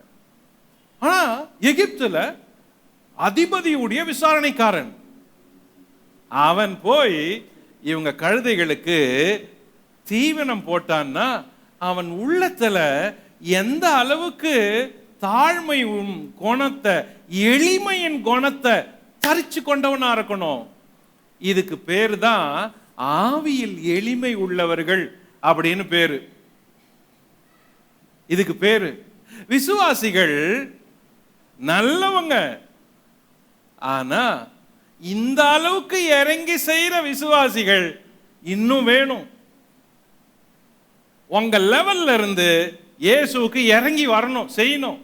நீங்க பெரிய உயரத்துல இருந்தாலும், பெரிய கல்விமானா இருந்தாலும், பெரிய வசதி கொண்டவங்களா இருந்தாலும், ஊழியன்னு வந்துட்டா, சபைன்னு வந்துட்டா, ஆண்டவர்னு வந்துட்டா, கர்த்தருடைய காரியங்கள்னு வந்துட்டா, நீங்க கால்களுக்கு தண்ணீர் கொடுக்கிற அளவுக்கும் கழுதைக்கு தீவனம் போடுற அளவுக்கும் இறங்கி வருவது என்பது உங்கள் ஆவியின் எளிமையை காட்டுது, உங்கள் விசுவாசத்தின் அழகை காட்டுது. நீங்க கர்த்தருக்குள்ள எவ்வளோ அழகுள்ள இருதயம் கொண்டவங்க அப்படின்னு காட்டுது. இது ஒரு அலங்காரம். எளிமைக்கு அலங்காரம், தாழ்மைக்கு அலங்காரம். அலங்காரம். ஈகோக்கு ரொம்ப பேர்ல ஒரு வார்த்தை சொன்னா கோச்சிட்டு போயிடுறாங்க, கரெக்ஷன் பண்ண கோச்சிட்டு போயிடுறாங்க, திட்டினா கோச்சிட்டு போயிடுறாங்க, ஏதாவது குற்றத்தை செஞ்சதை கேட்டா நியாயத்தை சொன்னா கோச்சிட்டு போயிடுறாங்க. இல்ல, இன்னும் உடைக்கப்படணும். எல்லா மேட்டிமைகள் உடையணும். இருதயத்துல மேட்டிமைகள் எல்லாம் உடைஞ்சி கீழே இருதயம் தாழ்மைய காட்டுற அளவுக்கு, கீழே இறங்குற அளவுக்கு ஆவி எளிமையாயிடணும். அதுதான் உங்கள் இருதயத்தின் அழகு, விசுவாசத்தின் அழகு, ஆவிக்குரிய அழகு. ஆவியானவர் உங்க இருதயத்துல தங்கக்கூடிய அழகு. இப்படிப்பட்ட இருதயங்கள் தான் ரொம்ப பரிசுத்த ஆவியானவர் விரும்புகிற இருதயங்கள். தரிப்பிக்க வேண்டியது இருக்குது, தரிப்பிக்க வேண்டியது இருக்குது. எவ்வளவு தூரத்தில் இருக்கிறோம் பாருங்க, அளவுகள் பாருங்க எங்க இருக்குது. ஆவிக்குரிய வாழ்க்கையின் நம்மளுடைய தரம் எங்க இருக்குது பாருங்க. ஒரு மனுஷன் கிட்ட இருந்து படிக்க வேண்டிய பாடங்கள். அவன் ஒரு எக்ஸலண்ட் குட் ஒர்க்கர். வாசிப்போம். பின்பு அவன் தன் வீட்டு விசாரணைக்காரனை நோக்கி, நீ இந்த மனிதருடைய சாக்குகளை அவர்கள் ஏற்றிக்கொண்டு போகத்தக்க பாரமாய் தானியத்தினாலே நிரப்பி அவனவன் பணத்தை அவனவன் சாக்கின் வாயிலே போட்டு இளையவனுடைய சாக்கின் வாயிலே வெள்ளி பாத்திரமாகிய என் பான பாத்திரத்தையும் தானியத்துக்கு அவன் கொடுத்த பணத்தையும் போடு என்று கட்டளையிட்டான். யோசேப்பு சொன்னபடியே அவன் செய்தான். மறுபடியும் யோசேப்பு சொன்னபடியே செய்யறான். இப்ப என்ன பண்றான்? வழியில போறாங்க. போறதுக்கு முன்னாடி மறுபடியும் கூப்பிட்டு சொல்றான் யோசேப்பு இவங்கிட்ட. அவர்கள் பட்டணத்தை விட்டு புறப்பட்டு வெகு தூரம் போவதற்கு முன்னே யோசேப்பு தன் வீட்டு விசாரணைக்காரனை நோக்கி, நீ புறப்பட்டு போய் அந்த மனிதரை பின்தொடர்ந்து அவர்களை பிடித்து, நீங்கள் நன்மைக்கு தீமை செய்தது என்ன? அது என் எஜமான் பானம் பண்ணுகிற பாத்திரம் அல்லவா? அது போன வகை ஞான திருஷ்டியால் அவருக்கு தெரியாதா? நீங்கள் செய்தது தகாத காரியம் என்று அவர்களோட சொல் என்றான். அவன் அவர்களை தொடர்ந்து பிடித்து தன்னிடத்தில் சொல்லியிருந்த வார்த்தைகளை அவர்களுக்கு சொன்னான். மறுபடியும் அவனை குறிச்சு ஒரு கடைசி நியூஸ். என்ன சொன்னாரோ அதன்படி செஞ்சான். சாக்குகளில வெள்ளி பாத்திரத்தை வை அப்படின்னு நான் வச்சான். சொன்னபடி செஞ்சான். இப்ப மறுபடியும் கூப்பிடுறான். அவங்க போய்கிட்டே இருக்கிறாங்க. நீ போய் அவங்க கிட்ட இந்த மாதிரி சொல்லி அவங்களுக்கு செய்ய பாருங்க. அதே மாதிரி சொல்லி அதே மாதிரி கூட்டு வந்து அதே மாதிரி யோசேப்பு கிட்ட நிறுத்தினான். இந்த இடத்துல ஒரு இடத்துலயாவது அவன் தவறு செஞ்சதாகவோ, அவன் வேலையில தப்பு செஞ்சதாகவோ, தன்னை அவன் மிஸ்டேக்கா ஏதாகிலும் குழப்படி பண்ணதாகவோ இல்லை. ஒரு இடத்துல கூட குழப்படியே நடக்கல. கரெக்டா வெல் பிளான். யோசேப்பு என்ன நினைச்சானோ அதே மாதிரி நடந்துச்சு. யோசேப்பு என்ன சொன்னானோ அதே மாதிரி செஞ்சான். யோசேப்பு என்ன திட்டம் போட்டான் அதே திட்டம் நிறைவேறுச்சு. நடுவுல எங்கேயுமே குழப்பம் இல்லை, தடை இல்லை, யாருக்கும் சந்தேகம் வரல, இவன் யாரையும் கலர்ல, எங்கேயும் க்ளூ கொடுக்கல, எதுவுமே செய்யல. அதே மாதிரி கொண்டு வந்து விட்டான்.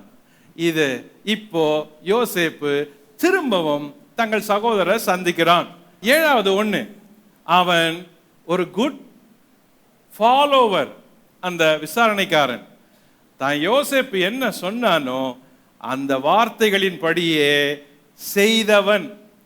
அதை தான் 44:4 முதல் 13 வாசிக்கிறோம். என்ன சொன்னானோ அதன்படி செஞ்சான். இந்த 7 குறிப்புகளும் வீட்டு விசாரணைக்காரன் என்பவனுடைய வாழ்க்கையில வேலையிலிருந்து கத்துக்க வேண்டியது நமக்கு வேண்டியதா இருக்குது. கவனிங்க, அவன் இப்ப முழுசுமே ஒர்க்கிங் ஸ்பாட்ல என்ன செஞ்சான் அதுதான் படிச்சோம். இந்த வீட்டு விசாரணைக்காரன் டியூட்டியில, ஜாப்ல அவனுக்கு என்ன வேலை கொடுத்தாங்களோ அதை தான் அவன் செஞ்சு முடிச்சான். இந்த அதிகாரத்தின் கடைசி பகுதி, யூதா தன் தகப்பனுக்காக விண்ணப்பம் பண்ணான். 44ஆம் அதிகாரம் 14 முதல் 34. யூதாவும் அவன் சகோதரரும் யோசேப்பின் வீட்டுக்கு போனார்கள். யோசேப்பு அதுவரையும் அங்கே இருந்தான். அவனுக்கு முன்பாக தரையிலே விழுந்தார்கள். யோசேப்பு அவர்களை நோக்கி, நீங்கள் என்ன காரியம் செய்தீர்கள்? என்னை போலொத்த மனிதனுக்கு ஞான திருஷ்டியினால் காரியம் தெரிய வரும் என்று அறியாமற் போனீர்களா என்றான். அதற்கு யூதா, என் ஆண்டவனாகிய உம்மிடத்தில் நாங்கள் என்ன சொல்லுவோம், என்னத்தை பேசுவோம்? எதினாலே எங்கள் நீதியை விளங்க பண்ணுவோம்? உம்முடைய அடியாரின் அக்கிரமத்தை தேவன் விளங்க பண்ணினார். பாத்திரத்தை வைத்திருக்கிறவனும் நாங்களும் என் ஆண்டவனுக்கு அடிமைகள் என்றான். அதற்கு அவன், அப்படிப்பட்ட செய்கை எனக்கு தூரமாய் இருப்பதாக. எவன் வசத்தில் பாத்திரம் கண்டுபிடிக்கப்பட்டதோ அவனே எனக்கு அடிமையாய் இருப்பான். நீங்களோ சமாதானத்தோட உங்கள் தகப்பனிடத்துக்கு போங்கள் என்றான். அப்பொழுது யூதா கவனிங்க, இப்பதான் யூதா பேச ஆரம்பிக்கிறான். எப்போ 18ஆம் வசனத்திலிருந்து யூதாவினுடைய பேச்சு தொடருது. வாசிப்போம். அவன் அண்டையில சேர்ந்து, என் ஆண்டவனே, உமது அடியேன் உம்முடைய செவிகள் கேட்க ஒரு வார்த்தை சொல்லுகிறேன், கேட்பீராக. அடியேன் மேல் உமது கோபம் மூளாதிருப்பதாக. நீர் பார்வோனுக்கு ஒப்பாயிருக்கிறீர். உங்களுக்கு தகப்பனாவது சகோதரனாவது உண்டா என்று என் ஆண்டவன் உம்முடைய அடியாரிடத்தில் கேட்டீர். அதற்கு நாங்கள், எங்களுக்கு முதிர் வயதுள்ள தகப்பனாரும் அவருக்கு முதிர் வயதிலே பிறந்த ஒரு இளைஞனும் உண்டு என்றும் அவனுடைய தமையன் இறந்து போனான் என்றும் அவன் ஒருவன் மாத்திரமே அவனை பெற்ற தாயாருக்கு இருப்பதினால் தகப்பனார் அவன் மேல் பட்சமா இருக்கிறார் என்றும் என் ஆண்டவனுக்கு சொன்னோம். நம்பர் 1, யூதா விண்ணப்பம் பண்ணினான்.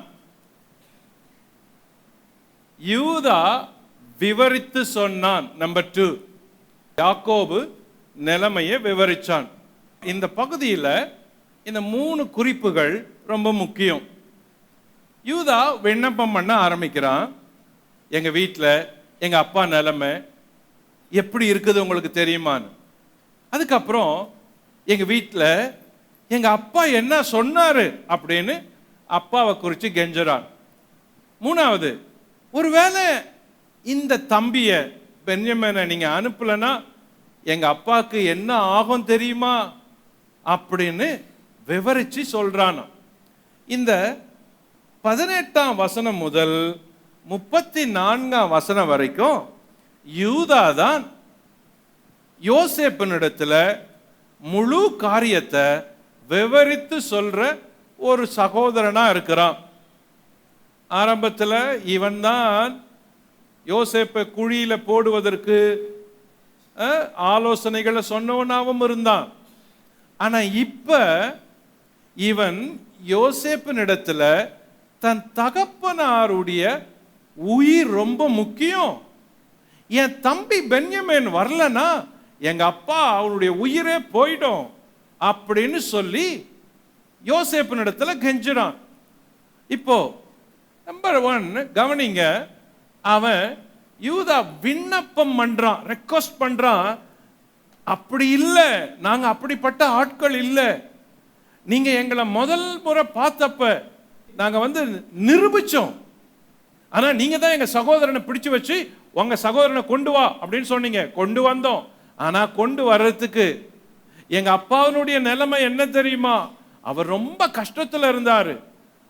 இவனுடைய ஜீவனும் எங்க அப்பாவுடைய ஜீவனும் இணைஞ்சு இருக்குது. முதிர் வயதுல எங்க அப்பாவுக்கு பிறந்தவன் இவன் தான். ஒருவேளை இவனுக்கு ஏதாவது ஆயிட்டா எங்க அப்பா இறந்துருவாரு, அந்த செய்தியை கேட்டே இறந்துருவாரு. அவர் சொன்னாரு, பென்யமீன் வரலனா என்னுடைய நரைமயிரை துக்கத்தோடு வியாகுலத்தோடு பாதாளத்தில் இறக்க வேண்டியதா இருக்கும் அப்படின்னு சொல்லி அனுப்புனாரு. அவர் இந்த செய்தியை கேட்டுட்டார்னா அவர் இறந்துருவாரு அப்படின்னு சொல்றான். அதே மாதிரி யாக்கோபு என்னுடைய நிலைமையை விவரிச்சான். நம்பர் 4, யாக்கோபின் வார்த்தைகளை விவரிச்சான். அவங்க அப்பா என்ன சொன்னாரு அதை விவரிச்சு சொல்றான். 21 முதல் 24. நம்பர் 5, யாக்கோபின் உயிரை விவரிச்சான். யூதா, எங்க அப்பாவுக்கு உயிர் போயிடும், இவன் வரலன்னா எங்க அப்பாவுக்கு உயிர் போயிடும் அப்படின்னு 25 முதல் 30 வரை. நம்பர் 6, யாக்கோபு ஒருவேளை பென்யமீனை பார்க்கலன்னா அவர் உயிர் போயிடும், அதனால நான் சொல்றேன், எங்க அப்பா கிட்ட நான் சொல்லிட்டு வந்தேன், அவனை திரும்ப கொண்டு வந்து சேர்க்கிறேன்னு நான் உத்தரவாதம் கொடுத்துட்டு வந்தேன். இவனை நீங்க பிடிக்கிறதுக்கு பதில் என்ன பிடிச்சுக்குங்க அப்படின்னு யூதா சொன்னான். தன்னை அடிமையாக்கி கொண்டு தம்பியை விடுவிக்க வேண்டும் என்று யூதா கெஞ்சினான். கவனிங்க, இந்த அதிகாரத்தின் மிக உசிதமான பகுதி இதுதான். 31-34. அவர் இளையவன் வரவில்லை என்று அறிந்த மாத்திரத்தில் இறந்து போவார். இப்படி உமது அடியாராகிய நாங்கள் உமது அடியானாகிய எங்கள் தகப்பனுடைய நரைமயிரை வியாகுலத்துடனே பாதாளத்தில் இறங்க பண்ணுவோம். இந்த இளையவனுக்காக உமது அடியானாகிய நான் என் தகப்பனுக்கு உத்தரவாதி. அன்றியும் நான் இவனை உம்மிடத்துக்கு கொண்டு வராவிட்டால் நான் என்னாலும் உமக்கு முன்பாக குற்றவாளியாய் இருப்பேன் என்று அவருக்கு சொல்லி இருக்கிறேன். இப்படி இருக்க இளையவன் தன் சகோதரரோட கூட போக விடும்படி மன்றாடுகிறேன். உம்முடைய அடியானாகிய நான் இளையவனுக்கு பதிலாக இங்கே என் ஆண்டவனுக்கு அடிமையா இருக்கிறேன். இளையவனை விட்டு எப்படி என் தகப்பனிடத்துக்கு போவேன்? போனால் என் தகப்பனுக்கு நேரிடும் தீங்கை நான் எப்படி காண்பேன் என்றான். இவன் பேசின காரியங்கள்ல ரொம்ப முக்கியமான காரியம், யோசேப்பு ஏன் முதல்லயே தன்னை சகோதரருக்கு வெளிப்படுத்தல? இதுக்கு இவ்வளோ காலம் தேவைப்பட்டுச்சா? ஏன் இவ்வளோ காலம் எடுக்கணும்? இவ்வளோ நிகழ்ச்சிகளை யோசேப்பு செய்யணுமா? ஆமா, காரணத்தோடு செஞ்சான். இப்போ யூதா செய்த காரியத்தை கவனிங்க.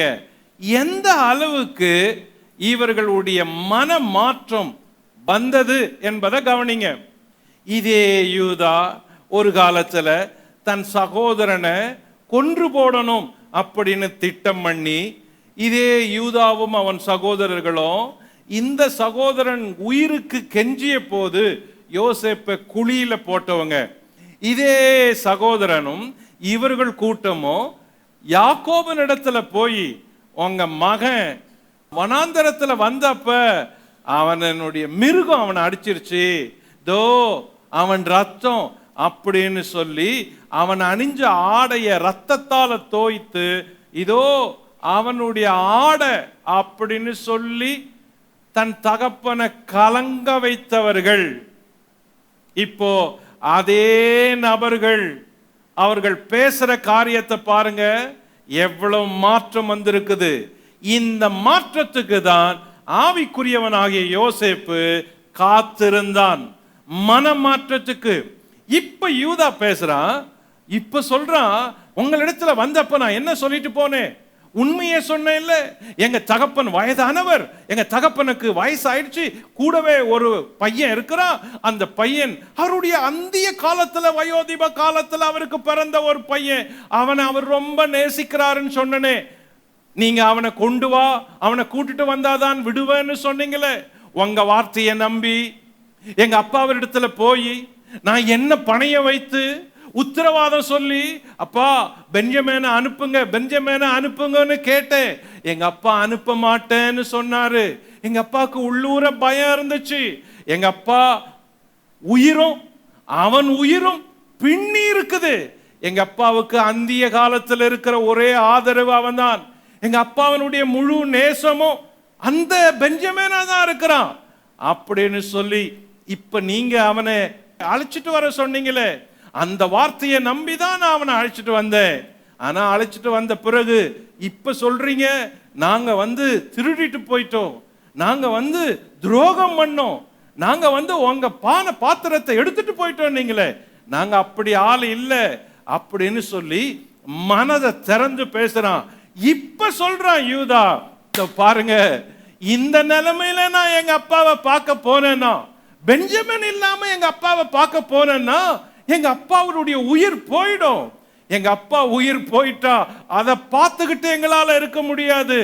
அதுவும் பெஞ்சமினை அழைக்காம போனோம்னா எங்க அப்பாவை நாங்க பார்க்கவே முடியாது அப்படின்னு சொல்லி கடைசியா ஒன்னு சொல்றேன், பெஞ்சமினை அனுப்பிடுங்க, அதுக்கு பதில் நான் உங்களுக்கு அடிமையா இருக்கிறேன் அப்படின்னு தன் அப்பாவினுடைய உயிரை காப்பாற்றவும், தன்னுடைய கடைசி தம்பியை காப்பாற்றவும் நடுவுல இருந்த இந்த அண்ணன் யூதா இப்போ மத்தியஸ்தனா நிக்கிறான் பாருங்க. இதுதான் வந்த மாற்றங்களுக்கு பெரிய அடையாளம். யூதா மாறினானா? மாறினான். யாக்கோபின் பிள்ளைங்க மாறினாங்களா? மாறினாங்க. என்ன மாறினாங்க?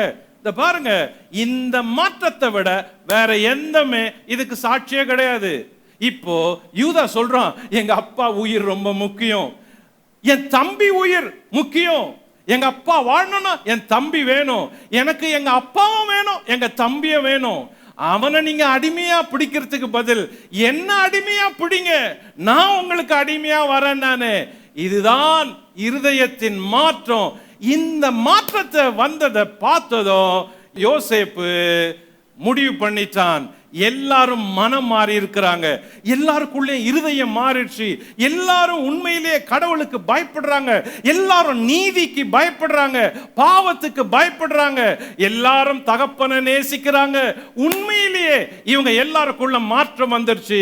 இவனுங்க பழைய ஆள் இல்ல, புதிய ஆள் அப்படின்னு யோசேப்புக்கு தெரிஞ்ச பிறகுதான் இத கேட்டதும் யோசேப்பின் உள்ளம் உடைய ஆரம்பிக்குது. இந்த வார்த்தைகளை கேட்கிற யோசேப்பு கண்ணு கலங்குது.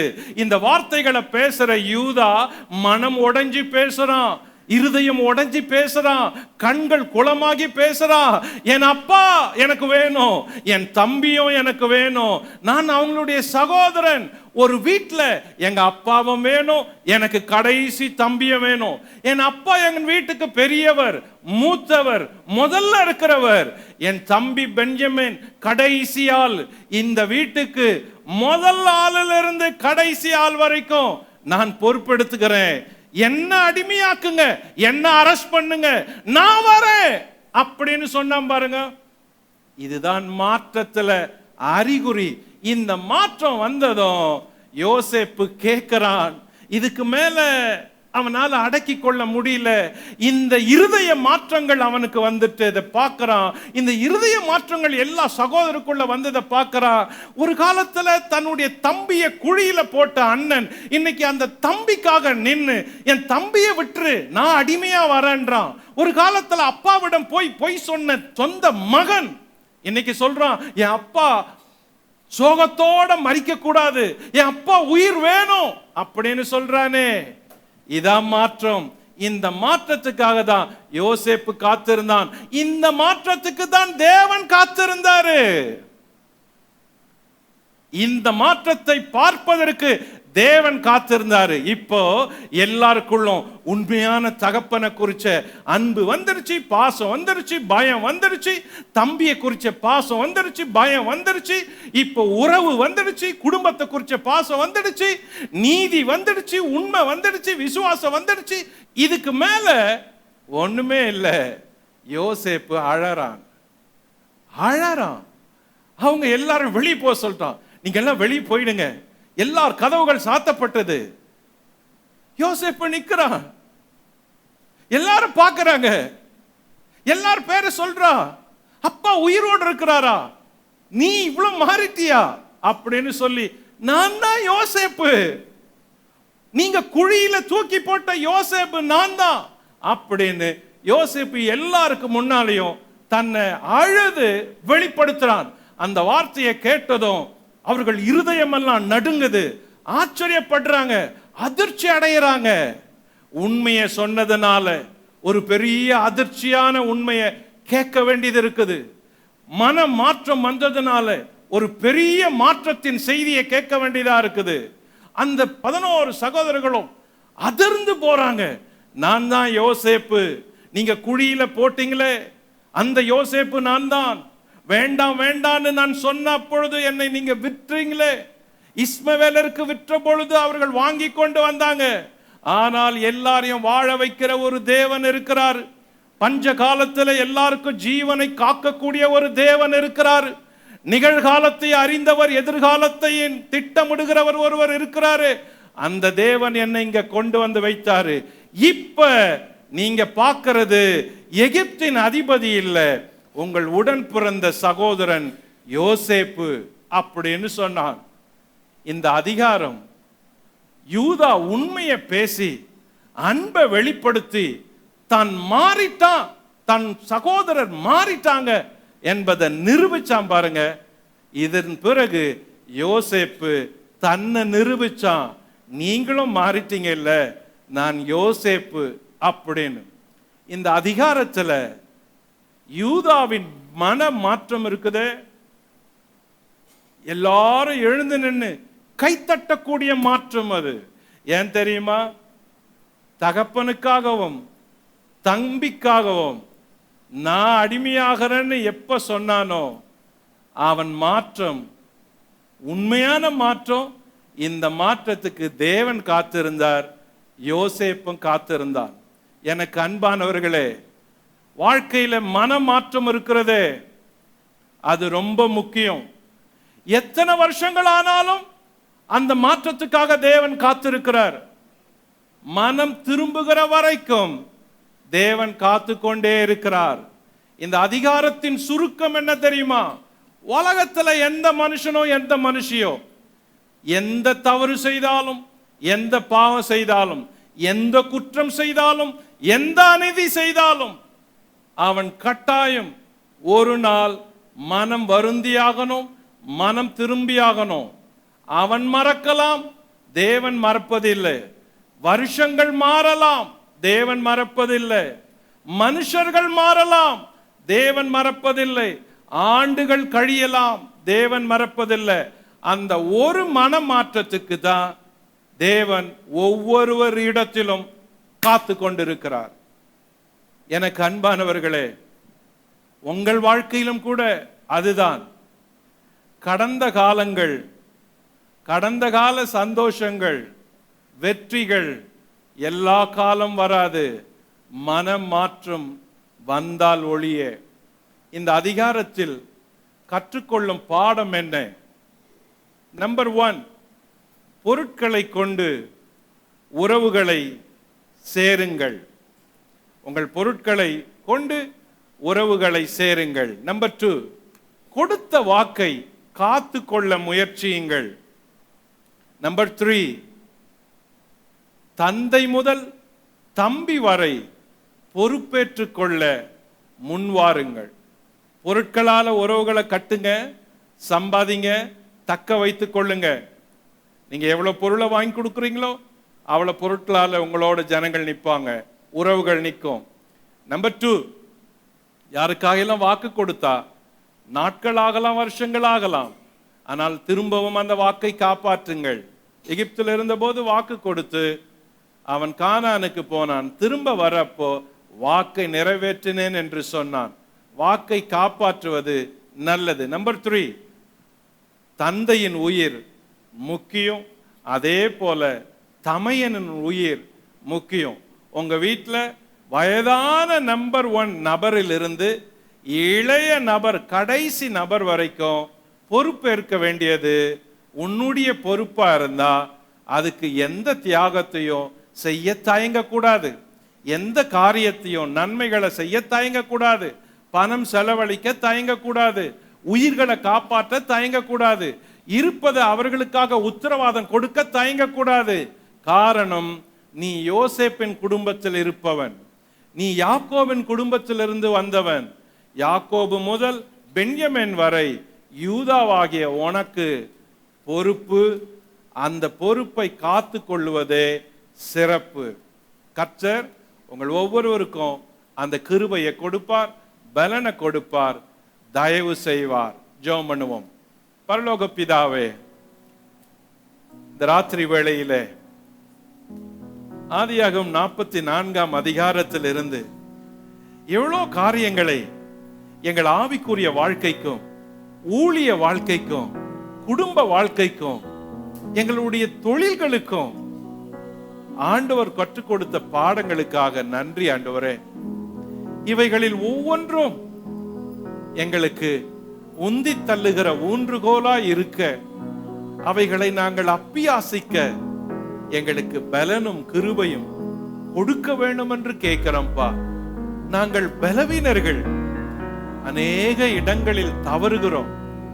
எங்கள் வாழ்க்கையில இந்த பாடங்களை எல்லாம் எங்கள் ஆவிக்குரிய வாழ்க்கைக்கும், நாங்கள் முன்னேறுவதற்காக உலக வாழ்க்கைக்கும், ஆத்துமாக்களை உமக்கு நேராய் நடத்த எங்கள் ஊழிய வாழ்க்கைக்கும், சபைகளிலே ஆத்துமாக்களை பெருக்க எங்கள் விசுவாச வாழ்க்கைக்கும் எங்களுக்கு உதவி செய்வீராக ராஜா. எங்களை யோசேப்பை போல எங்களை எடுத்து பயன்படுத்தும். அந்த வீட்டு விசாரணைக்காரனை போல எங்களை பயன்படுத்தும். அந்த யூதாவை போல மாற்றங்கள் வரும்படி எங்களை பயன்படுத்தும். ஆண்டவரே, நாங்கள் உம்முடைய பிள்ளைகள், எங்களுக்கு அப்படி உதவி செய்யும். இன்று உம்முடைய வார்த்தையை கேட்ட எல்லாருக்கும் இந்த பாடங்கள் வாழ்க்கையிலே பயன்பட வேண்டும் என்று உம்முடைய அடியானாகிய நான் ஜெபிக்கிறேன். கிருபை செய்யும், உதவி செய்யும், பலனை தாரும். ஒவ்வொருவரையும் ஆசீர்வதியும். ஒவ்வொருவருக்கும் உம்முடைய கிருபைகளாலும், உம்முடைய தயவுகளாலும், உம்முடைய ஈவுகளாலும், உம்முடைய பாக்கியங்களாலும் ஒவ்வொருவரையும் நிரப்பி நீர் வழி நடத்த வேண்டும் என்று ஆசீர்வதித்து ஜெபிக்கிறோம். ஆசீர்வதியும். எங்கள் ஆண்டவர் இரட்சகரும் ஆகிய இயேசுவின் நாமத்தில் ஜெபிக்கிறோம் பிதாவே. ஆமென்.